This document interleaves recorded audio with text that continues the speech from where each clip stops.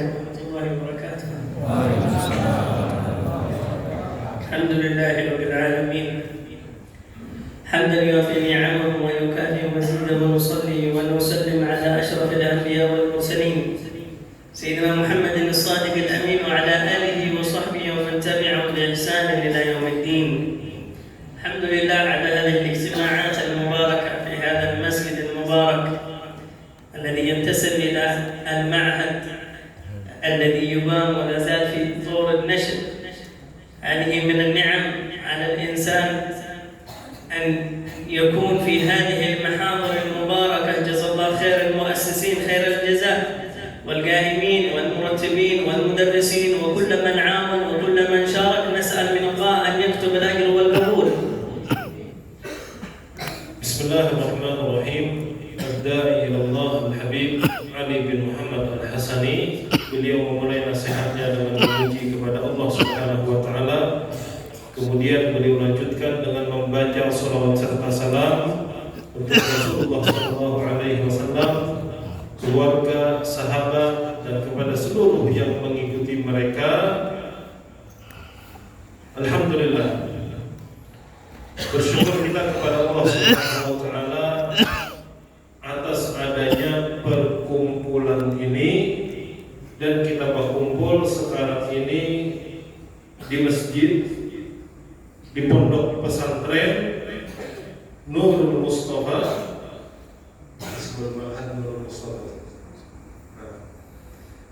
Ini adalah nikmat yang sangat besar daripada Allah Subhanahu wa taala ketika kita dikumpulkan di masjid, di pondok pesantren, yang mana di pondok pesantren ini diajarkan, dibagikan warisan Nabi kita Muhammad SAW. Ini nikmat yang sangat luar biasa. Oleh karena itu, pertama kita bersyukur kepada Allah dan berterima kasih kepada seluruh yang terlibat sehingga adanya pondok pesantren ini. Dulunya belum ada, sekarang alhamdulillah sudah ada, meskipun masih dalam tahap pembangunan. Siapapun yang terlibat, baik itu guru-gurunya, pendirinya, pimpinannya, siapapun yang ikut serta sehingga adanya pondok pesantren ini, kita doakan mudah-mudahan kebaikannya dibalas Allah Subhanahu wa taala dengan sebaik-baik balasan, dan diterima amal ibadah ini sehingga adanya pondok pesantren sampai di akhirat kelak. Mudah-mudahan nanti diberi pahala oleh Allah Subhanahu wa taala. Amin. ما شاء الله لكل شيء من اسمه نصيب، فإن كان اسم هذا المعهد نور المصطفى صلى الله عليه وسلم، نسأل من الله أن يشرق أنوار المصطفى علينا وعلى الحاضرين في خير وعافية. Amin. Likulli ismin nasib. Jadi setiap yang memiliki nama itu dapat bagian. Ini pondok pesantren namanya Nurul Mustafa, cahaya Nabi Muhammad SAW. Nah, maka ketika pondok pesantren ini namanya cahaya Nabi SAW, maka pondok pesantren ini pasti mendapatkan nur Nabi Muhammad SAW. Kita berdoa kepada Allah, mudah-mudahan kita yang hadir, yang mendengarkan semuanya, mudah-mudahan kita diterangi oleh Allah Subhanahu wa taala dengan cahaya-cahaya Nabi Muhammad sallallahu alaihi wasallam. ما شاء الله مجامع الخير والبركة يقول فيها سيد الحب علي الحبشي رضي الله عنه: ماشي كما مجمع المولد لجل الكروب، ذا وقت أوبتك يا العاصي إذا لا تتوب. هذه المجامع التي أسسها السلف الصالح رضوان الله عليهم ما أسسوها من فراغ ولا أتت من عبث، إنما عرفوا ما قيمتها وما الذي يتنزل فيها فأسسوها للناس لكي يستمر الخير ولكي ينتفع الناس فيها. Masya Allah, ini adalah perkumpulan majelis pondok pesantren yang penuh dengan kebaikan dan penuh keberkahan daripada Allah Subhanahu wa taala. Al-Habib Ali bin Muhammad bin Husain Al-Habibi, sahibul maulid, menyusun Simtud Durar yang sebelumnya tadi ba'dal maghrib dia baca, beliau mengatakan masyi kama majma'ul maulid jalil qulub, tidak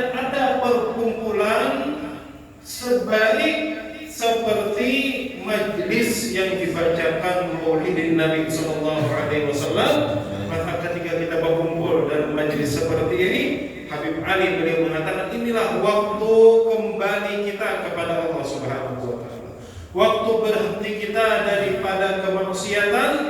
Inilah waktu yang paling tepat jika kita minta ampun, kita bertaubat, kita kembali kepada Allah Subhanahu Wa Taala di majelis yang baik seperti ini, maka pasti langsung diterima oleh Allah Subhanahu Wa Taala.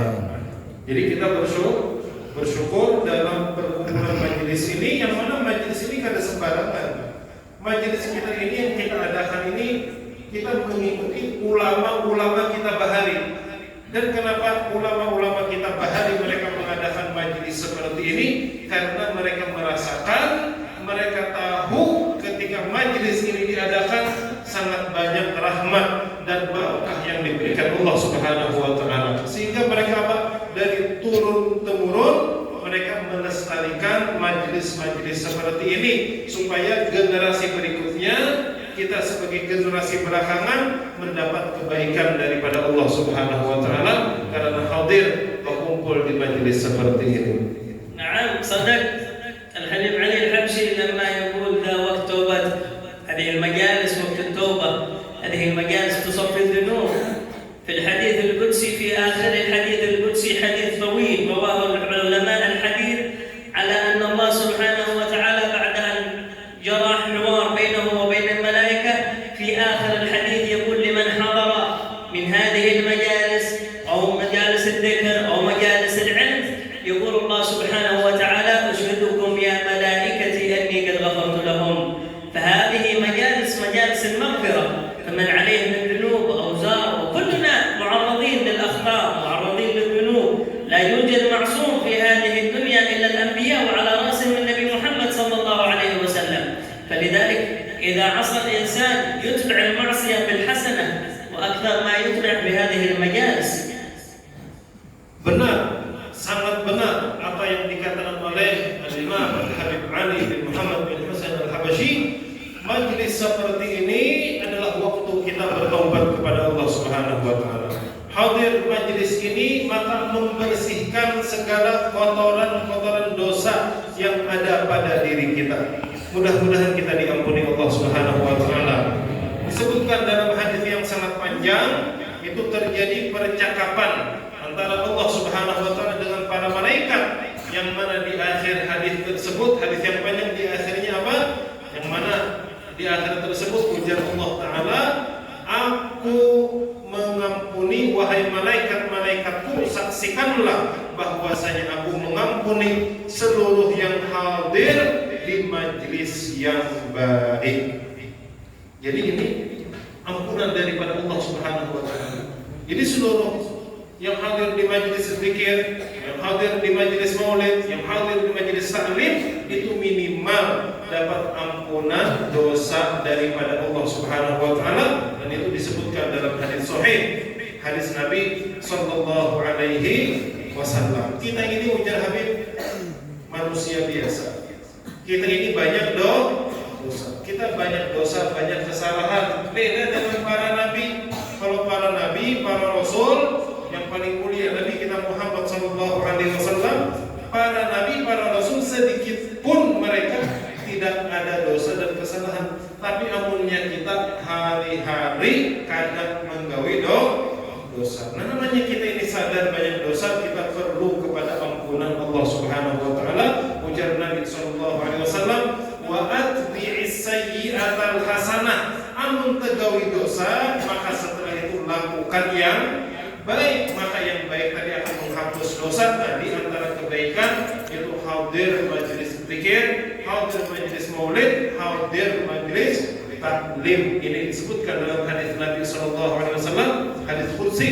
Ujar Allah Taala, wahai malaikat-malaikatku, saksikanlah bahwasanya aku mengampuni kepada seluruh mereka yang hadir di majelis. Bahkan di hadis tersebut disebutkan, ujar malaikat, ya Allah, ada yang hadir di majelis niatnya ada majelis, niatnya bertamu kawan aja, kada hendak berzikir, kada hendak bermaulid, kada hendak dapat ilmu, ada bukan itu tujuannya, dia hendak bertamu kawannya aja. Ujar Allah Taala,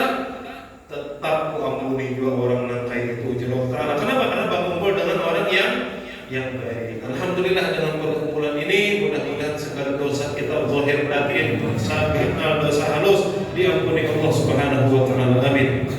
مجالس الصلاة على النبي صلى الله عليه وسلم لها الفائدة ومنها الفائدة في الدنيا والآخرة. النبي عليه الصلاة والسلام يقول من صلى علي صلاة واحدة صلى الله عليه بها 10 صلوات. Allahumma salli ala Muhammad. Majlis salawat kepada Nabi sallallahu alaihi wasallam adalah majlis yang sangat banyak manfaatnya. Yang mana manfaatnya ini bukan cuma sekadar di akhirat, di dunia kita rasakan, di dunia kita lihat manfaat atau fadilah salawat kepada Nabi sallallahu alaihi wasallam. Di antara hadis Nabi sallallahu alaihi wasallam tentang fadilah salawat, ujar Nabi, barang siapa bersolawat kepadaku 1 kali, maka Allah bersolawat untuknya 10 kali.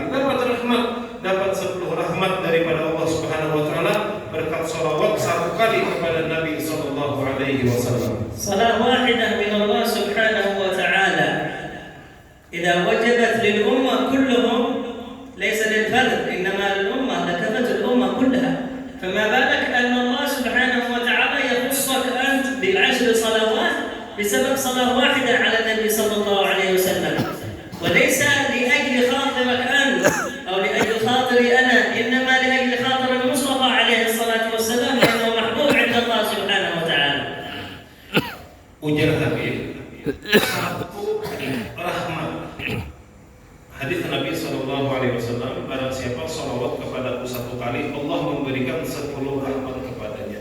Seandainya 1 rahmat Allah taala dibagi kepada seluruh makhluk, maka seluruh makhluk itu selamat berkat 1 rahmat daripada Allah Subhanahu wa taala. Berkat 1 rahmat daripada Allah Subhanahu wa taala. Bayangkan pian baca salawat kepada Nabi sallallahu alaihi wasallam 1 kali, maka 10 rahmat pian dapatkan sendiri. Maka luar biasa keberkahan, keselamatan yang didapatkan orang yang banyak baca salawat kepada Nabi Muhammad sallallahu alaihi wasallam. Allahumma salli ala Muhammad. فلنقم بهذه المجالس ولنحضرها، وإذا دعينا نحضر إليها، وإذا سمعنا في مجلس نهضع إليه، ولا نسمع للمخذل ولا نسمع للمبدع أو لمن يكفر أو لمن يشرك من يجتمعون على هذا النور، لأنهم ما عرفوا قيمة ما نحن مجتمعين عليه. لو عرفوا قيمة هذه المجالس ما تكلموا الكلام الذي يتكلمون عنه. Maka majelis-majelis maulid ini pertahankan, jaga bujur-bujur dan jangan terpengaruh dengan ocehan, dengan apa? Dengan sambatan sebagian orang Islam, saudara kita juga, mereka menyambat apa itu majelis apa maulid itu? Apa nih? Nah, mereka menyambati apa tuh ya majelis maulid itu bid'ah. Ya, ada pernah dengar gitu? Apa itu bid'ah? Itu kalau pernah Nabi menggawe ini sambatinya. Kenapa? Mereka menyambati karena mereka kada faham, mereka kada merasakan apa yang didapat ketika hadir di majelis maulid. Pian aja apa ketika baca ini, mendengar salawat, ketika pujian dilantunkan kepada Nabi sallallahu alaihi wasallam, hati menjadi tenang, jadi nyaman badan. Ada kegiatan lagi lawan hutannya, luar biasa. Banyak fadilah-fadilahnya, maka pertahankan, jangan terpengaruh dengan pendapat-pendapat yang kada jelas itu. Pertahankan majelis maulid, majelis salawat kepada Nabi sallallahu alaihi wasallam. إذا كان مفهوم البدعة عند البعض أنه الشيء الذي لم يكن في عهد النبي عليه الصلاة والسلام، فرد عليه بإجابة بسيطة، قل له أنت بدعة أصلا. أنت كنت في عهد المصطفى عليه الصلاة والسلام؟ ما كنت موجود، أنت وأبوك وجدك ما كنتم موجودين، إذا أنتم أصل البدعة. لكن المفهوم كان مغلوط، لا يفهمون معنى البدعة ومعنى السنة. Jadi kalau ada orang yang sedikit-sedikit bid'ah sesat, gitu kan? Nah, ini memahami segala sesuatu yang tidak ada di zaman Nabi itu bid'ah. Maka sahuti ikam ini bidah bingungan tuh. Ikam di zaman Nabi gak bidah. Ya, bidah bingungan dalam bingungan. Itu mereka kada paham masalah bid'ah, lalu membid'ahkan, menyesatkan pendapat orang lain. Padahal kita ini simpel aja, kita kada hendak bermaulid silahkan, cuma jangan menyempatkan beres ya. Biarkan yang bermaulid lain jelas-jelas sesat, nah itu oke lah. Ini juga baik membaca sholawat, memuji Nabi, gimana salahnya? Nah ini jadi orang yang sering mengatakan bid'ah dimaklumi aja, otaknya belum sampai, belum paham bahasa kita. الاحتفالات التي يقيمونها بمناسبات التي أما عيد ميلاد أو عيد الحب أو عيد مدري إيه من المناسبات الوطنية أو المناسبات التي تسمعونها في هذه الأيام. إذا كنتم تسمعون عن مناسبة كأس العالم يجتمعون لها الآلاف ويحتفلون لها ويفرحون بها، لكن لما تأتي إلى مناسبة مولد النبي عليه الصلاة والسلام يقول الخلاف، وكأن البدعة لم تأتي إلا عن مولد النبي صلى الله عليه وسلم، فبقية الأشياء التي يعملونها ربما أنها ما هي مباح، ربما أنها تكون حرام ولم يكونوا بدعة. Nah jadi mereka ini yang bertujuan membid'ahkan maulid, tapi ketika orang mengadakan ulang tahun atau hari besar ini kan peringatan apa macam-macam hari itu, apa kumpul juga mereka diam-diam aja. Sekarang apa lagi masih pemerintah? Apa? Piala dunia, kan? Piala dunia itu orang berkumpul apa kan? Berkumpul kan? Itu banyak keluar duit itu, ya lah. Nah, itu banyak menghabiskan duit berapa? Jadi yang mereka, apa benar promnya lah? Sorry kata, dan di sana itu orang mau bid'ah dulu di situ. Ini diam-diam aja, ada beberapa masalah, berkumpul orang banyak, ada lakian, binian berkumpul, jelas yang haram tegawi, tapi tidak dikatakan tidak berdiam aja, bahkan didukung, bahkan ada pemainnya. Ketika orang berkumpul membaca maulid, memuji Nabi, salawat kepada Nabi, dipadahi bid'ah, dipadahi sesat. Yang berkumpul yang banyak ada jelas itu amalannya, dibiarkan saja. Ini kenapa? Ada apa sebenarnya? Nah, itu dikhawatirkan apa? Dikhawatirkan yang ada tertuju dengan Nabi Muhammad SAW, itu bahaya. Nah, jadi umumnya maulid dilarang. Ada apa? Nah, jadi kita pertahankan akidah kita Ahlus Sunnah wal Jamaah. Tetap adakan majelis maulid, majelis sholawat kepada Nabi SAW. نحن الكلام في هذا الشيء بدعة وغيره ويمس القلب، لكن نختم كلامنا في هذا الجانب بشيء واحد: نحن قدوتنا في هذه المجامع ليس بشر، إنما قدوتنا في هذه المجامع الله سبحانه وتعالى.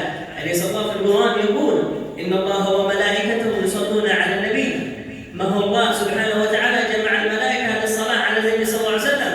إذا قدوتنا الله ليس غير الله سبحانه وتعالى، مع أنه أمرنا بذلك وقال يا أيها الذين آمنوا صلوا عليه وسلموا تسليما. Kalau kita jadi Habib terlalu membahas masalah bid'ah, itu mengolah hati kita keras di sini. Berdebat aja, itu kita akhiri di sini. Tapi intinya kita mengadakan majelis sholawat, kita mengadakan majelis maulid, itu dalil kitab innallaha wa malaikatahu yusholluna 'alan nabi. Sesungguhnya Allah dan para malaikat-malaikatnya, malaikat itu banyak. Malaikat itu banyak. Yushollun, mereka bersolawat, mereka kumpul, mereka solawat kepada Nabi sallallahu alaihi wasallam. Kita pun disuruh untuk ya ayyuhalladzina amanu sallu alaihi wa sallimu taslima. Allahumma shalli ala Muhammad. ونحن في مكان الذي يسمى المعهد المبارك هذا المصطفى بين يدي طلاب العلم، لابد أن نذكر لهم ولو فائدة أو فائدتين من طلب العلم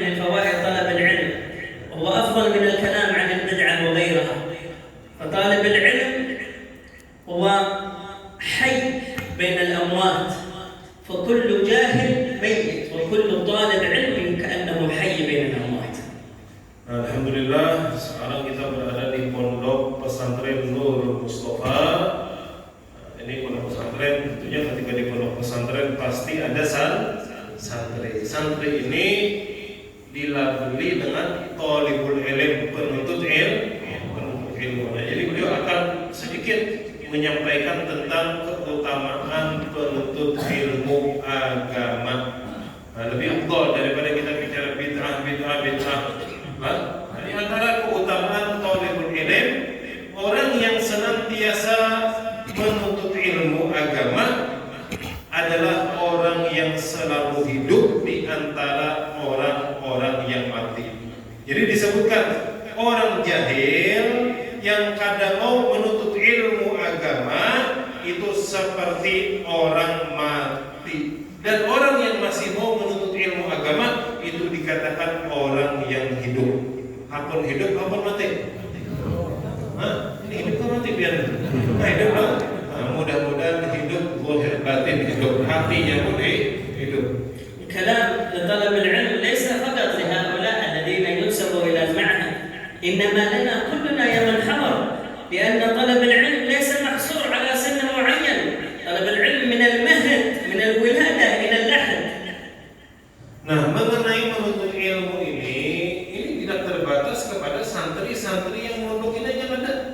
Perintah menuntut ilmu ini berlaku kepada seluruh orang Islam, lakian, binian, Tuhan, harus ganal, semuanya disuruh Nabi SAW untuk menuntut ilmu. Nah, jadi kan ada yang ada yang Tuhan harus ganal, disuruh Nabi SAW untuk menuntut ilmu. Nah, jadi tiap Tuhan sudah bisa hendak masuk ke pesantren boleh lah, boleh banget, boleh. Cuma jangan bawa bini, jangan boleh sampai lagi. Artinya tetap menuntut ilmu. Kada pandang umur, apa karena minal mahdi ilal. Menuntut ilmu ini dari mulai lahir, ya nanti ada nih abahnya, menuntut ilmu sudah sampai dalam sampai mati. Jangan talqin, ya kan? Masih menuntut ilmu. Maka usahakan terus kita sampai kapanpun menuntut ilmu agama, jangan putus. سيدنا عمر بن الخطاب رضي الله عليه يقول: ربما الإنسان يشيب في الإسلام يبلغ السن الكبير 60 و70 سنة ولم يصلي لله صلاة واحدة صحيحة بسبب الجهل. نعم هو يصلي، يركع ويسجد ويطلع وينزل، لكن ربما أن وضوءه غير صحيح، ربما أن صلاته فاسدة، ربما أنه مقصر في الأركان وهو لا يعلم بذلك، وعدم علمه أو جهله ليس حجة له، لأن العلم موجود، لماذا لم يتعلم؟ Sayyidina Umar bin Khattab radhiyallahu anhu beliau mengatakan, mungkin ada beberapa orang Tuhan sudah agamanya Islam, tapi satu sembahyangnya pun tidak ada yang diterima oleh Allah Subhanahu wa taala. Umurnya 70, 80 Islam, sembahyang. Tadi ujian Sayyidina Umar sembahyangnya kada diterima Allah Subhanahu wa taala. Kenapa? Karena jahil. Sembahyang cuma hafal sembahyangnya. Wudu juga cuma sembarangan wudunya. Ini sembarangan wudu, sembahyang hafal, mungkin tegawi yang pembatal sembahyang atau rukunnya ada tegawi, syaratnya adalah lengkap, maka akhirnya kada diterima oleh Allah Subhanahu wa taala. Tapi kan kada tahu itu ada kalau dibenarkan. Tiwas kenapa ulama banyak aja, tuan guru banyak aja, kenapa ada belajar? Tuan guru banyak, ulama banyak, pondok pesantren banyak, kenapa kada belajar tata cara ibadah yang bujur? Aku kada tahu bang ya, kada tahu itu lain alasan yang tidak bisa diterima. Kenapa? Karena kita hidup banyak aja tuan guru, banyak aja ulama. Nah, jadi penting kita menuntut ilmu ini supaya ibadah kita diterima oleh Allah Subhanahu wa taala.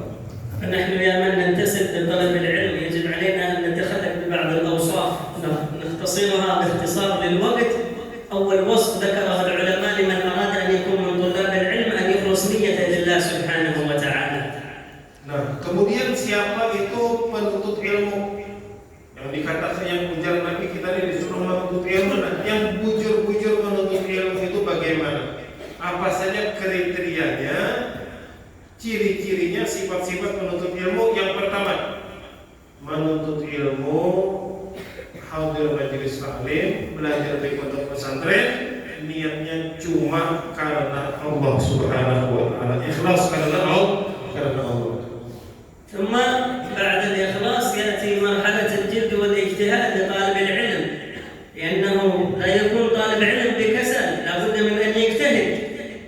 Jadi yang pertama menuntut ilmu hadir majelis taklim, ikhlas karena Allah Subhanahu wa taala. Ada pengharap yang lain, melainkan juga ada penting. Yang penting menuntut ilmu karena Allah. Yang kedua, penuntut ilmu sejati itu menuntut ilmu itu bahasa kita berhimmat. Paham berhimmat kan? Bujur-bujur menuntut ilmu, berhimmat menuntut ilmu. Nah, ini yang bujur-bujur menuntut ilmu. في أثناء الاجتهاد قالوا يتفرع الاجتهاد إلى أقسام، منها ما يجتهد في مرحلة الحفظ، ما يجتهد في مرحلة المراجعة، وهو أهم مرحلة لطالب العلم أن يهتم بالمراجعة أكثر من اهتمامه بالحفظ. Nah, bersungguh-sungguh dalam belajar ini, pertama dengan cara pelajaran itu kalau bisa dihafal, dihafalin. Nah, yang kedua, pelajaran itu diulang-ulang. Bahkan biar mengulang-ulang pelajaran ini lebih sulit daripada menghafal. Jadi mengulang ini lebih sulit dan lebih penting daripada menghafal. Jadi ini kepada kita berataan, kada yang kepada santri aja bang. Ini kepada pian-pian berataan, kepada ulun berataan. Nah, pelajaran yang kita sudah pahami maka dihafal dan diulang-ulang supaya berikut. وقبل أن يحفظ شيء من القرآن الكريم لابد أن يتقن قراءة القرآن بالنظر، ولا يكون هذا الإتقان إلا عبر التلقي عن المشايخ، أن يقرأ عند شيخ عند أستاذ، أو بحلق التهذيب التي تعقد في بعض المساجد، يجلس الطالب يستمع المقرأ الذي يقرأه الطالب الأول والثاني والثالث حتى يصحح قراءته. هذا مما يقوي قراءة القرآن الكريم، ولا يستحي الإنسان حتى إن كان كبير في السن أن يجلس في هذه الحلقات، حتى إن كان لا يتقن القراءة يجلس ويتعلم. Nah, biasanya santri-santri ini menghafal Al-Quran. Nah, mudah-mudahan hafal Quran beratang. Nah, jadi menghafal Quran ini sebelum menghafal Quran baca dulu bujur-bujur. Baca dulu bujur-bujur nanti dilihat hurufnya. Nanti bacaan kita ini tajwidnya bujur dulu. Nah, kita ini pada awal bacaan kita bujur kecuali punya guru. Guru yang membaca surat rasa bujur terus saya. Surat membaca tasara sirina, surat namanya surat. Nah, tapi sekiranya kita tahu bacaan kita ini bujur atau kada, mesti membaca Quran ini ada guru. Nah, kalau sudah bacaan bujur maka mulailah menghafal Al-Quran. Nah, menghafal Quran ini ujar Habib, kadanya santri-santri nang anu baca ada nang tuhapun usahakan tetap menghafal Al-Quran. Sanggup? Cucu itu tadi sudah namanya berapa Quran ya? Nah, cucunya siapa namanya tadi kita apalagi kadar hafal Al-Quran. Pian kada mau banyak makan seayat barang sehari. Seayat banyak apa kada? Dikit kan? Bagi ayatnya alif lam mim ayat ya. Hanya hendak pakai itu berataan. Yang penting itu pian ketika pian menghafal, baik anom tidak habib atau kenal Tuhan. Yang penting itu kita menghafal tutup ada. Yang penting kita menghafal pas mati. Nah, mati kita adalah menghafal Al-Quran. Nah, makanya habib baik santri dan anom baik nang Tuhan usahakan menghafal Al-Quran. Sebelum menghafal baca dulu Al-Qurannya bujur-bujur bagus.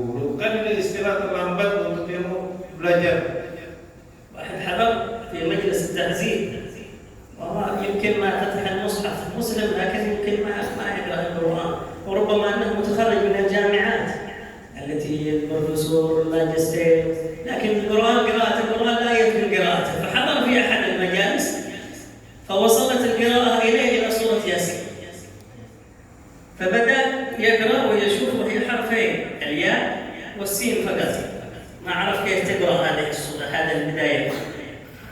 شاف إليها أول ما بدأ بسم الله الرحمن الرحيم ياس، قال المدرس قال نو ليس ياس هذا ياسين، إيه ياس هذا، رجعت القرآن إلى الإنجليزي، فبدأ يا بسم الله الرحمن الرحيم ياس والقرآن الحكيم إنك لمن المرسلين. طيب إيش كيف ياسين؟ هذا حرفين فقط. قال نعم لكن قراءتها هكذا ياسين. من متى لقيت العلم عن المشايخ؟ لا ما قرأت القرآن أنا رد عليه المدرس بلغته ياس قال نو يعني لا. Allahumma salli ala Muhammad. Nah, jadi ini ada kisah. Biasanya kan ada tadarus Quran. Nah, kalau kita kan di bulan Ramadan tadarus Quran kan. Nah, pergantian dibaca. Jadi ada salah orang khawatir di tadarus Quran. Khawatir ini dia kan pernah belajar baca Quran, nggak pernah membaca Quran, nggak pernah. Maka ini orang Arab dia. Dia tidak pernah belajar baca Quran, hadir di majelis ini tadarus Quran. Pas sampai gilirannya takana surah Yasin. Surah Yasin. Surah Yasin kan awal surah Yasin kan ya lawan sin. Iya, ini kan belajar membaca Quran. Lalu dibacanya apa? Baca A'udzubillahi minasyaitonir rajim. Bismillahirrahmanirrahim. Apa dibacanya? Yes. Ini nih profesor. Oh, sekolah tinggi S1, S2, S3 itu. Cuma kadang belajar baca Quran. Sekarang ini bacanya apa? Yes. Ya. Ujar nang kawan, no jarinya. Ini salah baca dengar. Bismillahirrahmanirrahim. Yes. No, dia kau dengar. Ini salah baca dengar apa? Ini ya lawan sin. Bacaan itu Yasin. Nah, kenapa? Karena ada belajar. Padahal titel tinggi S1, S2, S3 baca Quran nggak bisa. Ada manfaat gelarnya makanya. Baca Quran nggak bisa apa? Jadi dia mau jawab. Nanti kalau dia selain, nama jawab. Nanti dipanggil, profesor. Baca Quran nggak bisa. Ada manfaat. Ada jadi nama-nama. Maka belajar. Tidak ada kata terlambat untuk belajar. فلذلك هذا كله بسبب الجهل. يسأل بعضهم يقال له ما هي أكبر سورة في القرآن؟ أكبر سورة في القرآن ما هي؟ كسورة الفيل. قالوا له لا يا قليل الفهم ما هي الفيل؟ البقرة. قال لا الفيل أكبر من البقرة. Pokoknya pentinglah belajar nih, Habib belum ada mengisahkan jadi ada pertanyaan, surah apa yang paling besar di dalam Al-Quran? Surah apa? Surah paling besar, paling panjang maksudnya ayatnya. Surah apa? Paling besar? Surah Al-Baqarah. Nah, jadi ada yang menjawab surah Al-Fil. Apa artinya Al-Fil? Gajah. Ada yang salah, yang masalahnya surah yang paling besar itu adalah surah Al-Baqarah. Maksud yang paling besar itu paling banyak ayatnya, paling panjang. Surah Al-Baqarah adanya di mana sih? Adanya surah Al-Fil. Al-Fil ini gajah ini gara pada sapi. Ya Al-Baqarah itu sapi. Ya Al-Fil itu gajahnya karena gajah pada sapi. Nah ini kenapa? Karena ada pahamnya. لا يفهم أن سورة البقرة جزء ونصف أو 3 أجزاء إلا قليل من وسورة الفيل هي أسطر معددة يمكن 3 أسطر 4 أسطر سورة الفيل، لكنه قارنها بحجم الحيوان نفسه هذا الفيل وهذه البقرة بسبب عدم تعلمه للعلم، بسبب الجهل. فلذلك نحث أنفسنا ونحث أولادنا لكي يطلبوا العلم. Nah, makanya ini kenapa jadi gitu, karena ada belajar, karena jahil. Padahal surah Al-Baqarah itu 2 juz lebih, sedangkan surah Al-Fil Anda baca ada panjang. Nah, cuma ya tabayang gajah, tabayang sapi, jadinya paling ganas, paling besar, paling ayatnya jadi surah Al-Fil. Dia melihat maknanya, pada melihat isinya. Nah, ini karena apa? Karena ada belajar lalu jahil jadinya. Nah, maka kita menuntut ilmu itu penting. ثم بعد الإخلاص والاجتهاد لا بد من المراجعة. هذه وصية أكثر ما يوصي بها العلماء لطلاب العلم: المراجعة للقرآن، المراجعة للمسائل الفقهية، المراجعة للدروس قبل الدرس بعد الدرس، ثم تأتي مرحلة التطبيق لما نتعلم. لا بد أن نطبق ما نتعلم. Penuntut ilmu tadi pertama ikhlas karena Allah Subhanahu wa Ta'ala. Yang kedua, belajar bujur-bujur, terutama dalam mengulangi pelajaran. Ini santri kalau ingin cepat paham, sebelum belajar baca dulu.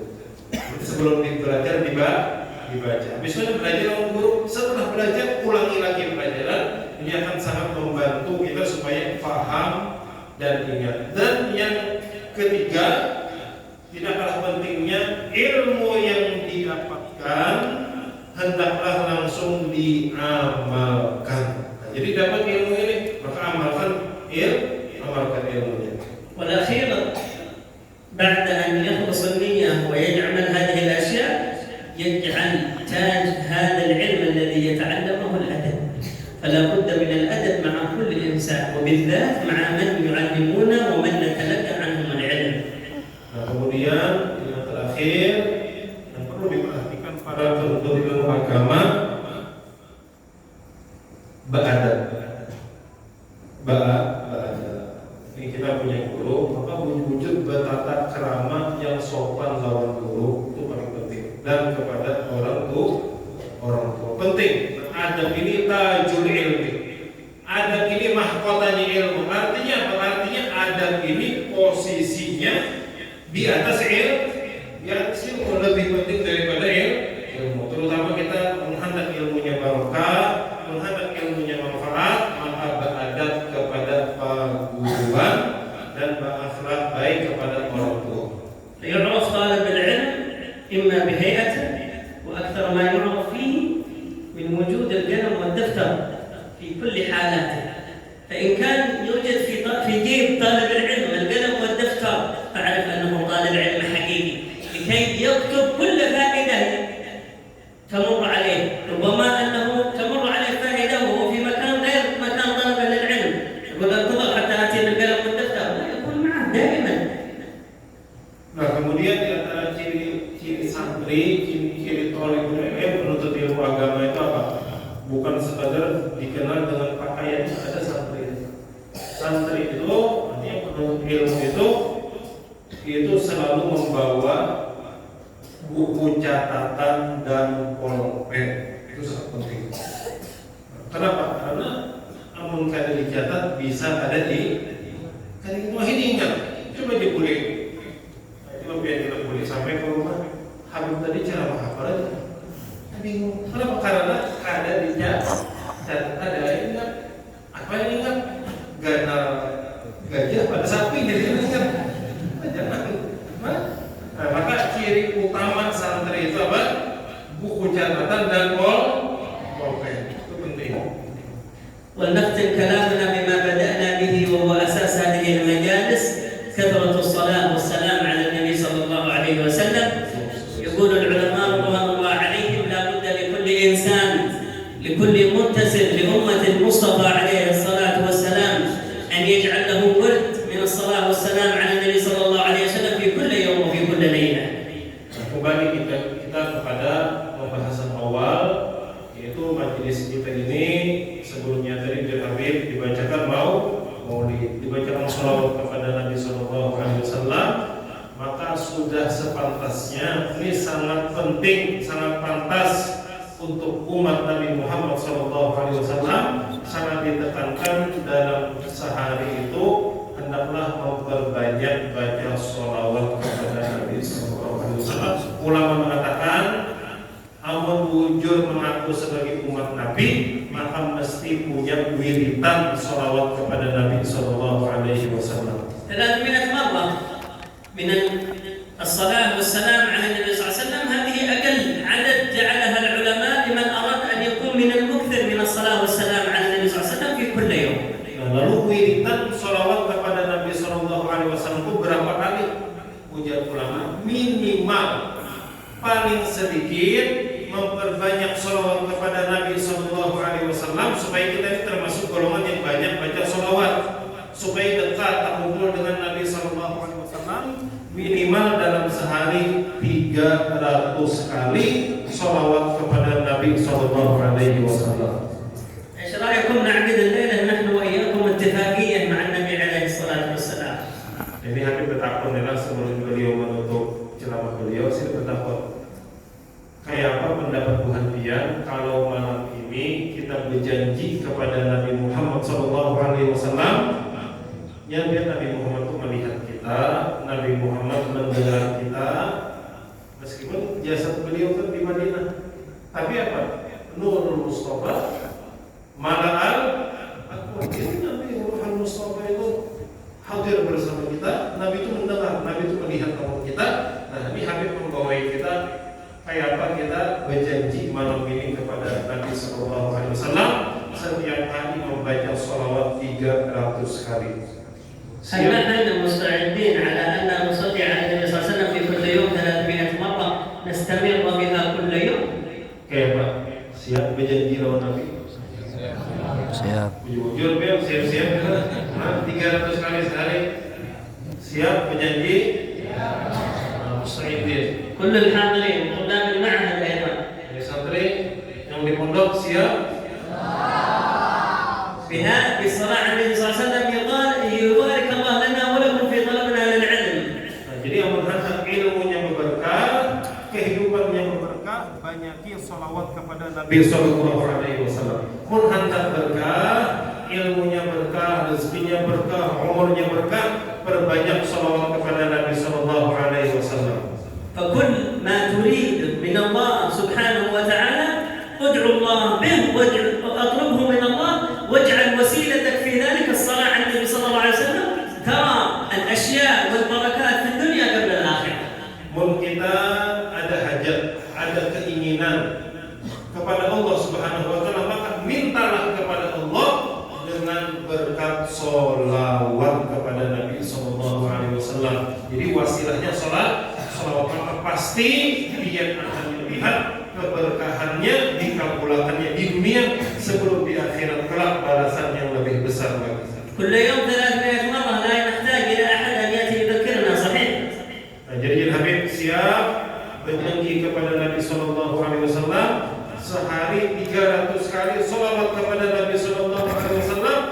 Kada perlu orang lain mengatakan, cukup ini janji kita kepada Nabi Muhammad Sallallahu Alaihi Wasallam. Siap? ونسأل من الله ببركة الصلاة على النبي صلى الله عليه وسلم أن يظهر نوره الشريف على قلوبنا وأن يظهر وجهه الشريف في المنام علينا في خير وعافية. وأن يبارك لنا ولكم ولأهل هذا المعهد المبارك بركة شاملة، ويجعل روح النبي عليه الصلاة والسلام حاضرة في هذه الأماكن المباركة. أرنا بفضل منك طلعة أحمد ببهجة عين الرضا ترعانا، وضبه في كل حال حبلنا وحبال من ودى ومن والانا. اللهم يا أول الأولين ويا آخر الآخرين ويا ذا القوة المتين ويا راحم المساكين ويا أرحم الراحمين، نسألك أن تعيننا على الصلاة على النبي صلى الله عليه وسلم، وأن تبارك لنا فيها وتبارك لطلاب العلم في علمهم، وتبارك لنا ولهم ولكل حاضر في هذا المجلس المبارك. بركة في الأموال، بركة في الأرزاق، بركة في الأولاد، بركة في الزوجات، بركة في كل ما يتمنون فيه البركة، ولا تكون البركة إلا من أصلها، وأصل البركة النبي محمد صلى الله عليه وسلم. اللهم إنا نسألك لنا ولهم من خير ما سألك منه عبدك ونبيك سيدنا محمد صلى الله عليه وسلم وعبادك الصالحون. بك استعانك منه عبدك ونبيك سيدنا محمد صلى الله عليه وسلم وعبادك الصالحون. المستعان وعليك البلاغ ولا حول ولا